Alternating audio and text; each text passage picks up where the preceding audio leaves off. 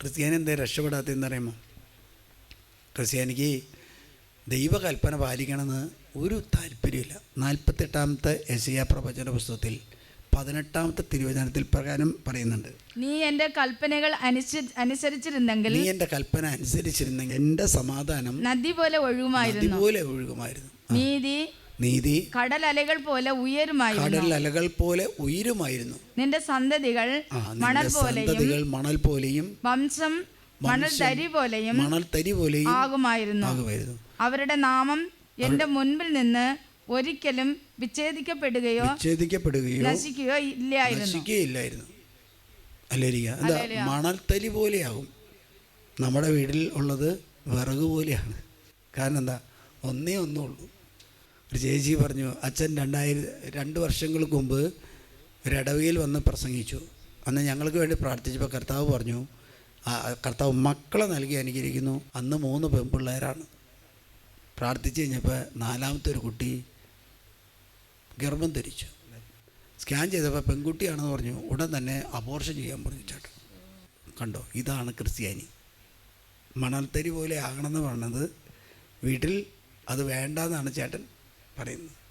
സ്നേഹമുള്ളവർ, ഈ ചേച്ചി പറഞ്ഞു, ഞാൻ എന്ത് ചെയ്താലും ചെയ്യില്ല, ഞാൻ കൊച്ചിനെ വളർത്തും. എനിക്ക് ദൈവം തരുന്നതാണ്. പെങ്കൊച്ചാണേ പെങ്കൊച്ച്, ആങ്കൊച്ചാണേ ആങ്കൊച്ച്.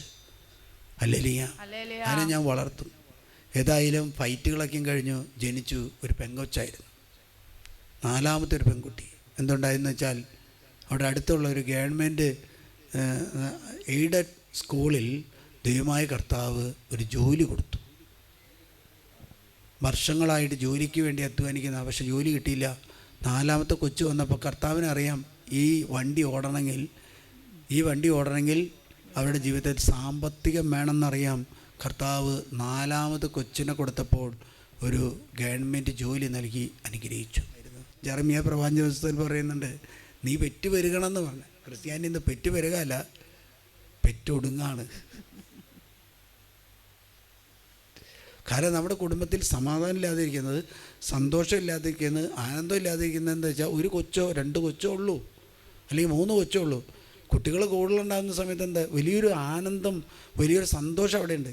തല്ലുകൂടും, ഒച്ചപ്പാടുണ്ടാകും. പക്ഷേ അത് കഴിഞ്ഞിട്ട് അവർ തമ്മിൽ സ്നേഹത്തോടെ ഇരുന്ന് സന്തോഷത്തോടെ ഇരുന്ന് ചെയ്യുന്ന കാര്യങ്ങൾ കാണുമ്പോൾ നമുക്ക് വലിയൊരു സന്തോഷവും ആനന്ദവും കാരണവന്മാർക്ക് ഉണ്ട്. എല്ലാ രൂപതയിലും 3-ാമത്തെ കുട്ടി കഴിഞ്ഞ് 4-ാമത്തെ കുട്ടിയെ മാമോദീസ മുക്കാനായിട്ട് പിതാവ് ഒന്ന് മുക്കി കൊടുക്കുക. ഇത്രയും ഓഫറുകൾ നൽകിയിട്ടും വേണ്ട.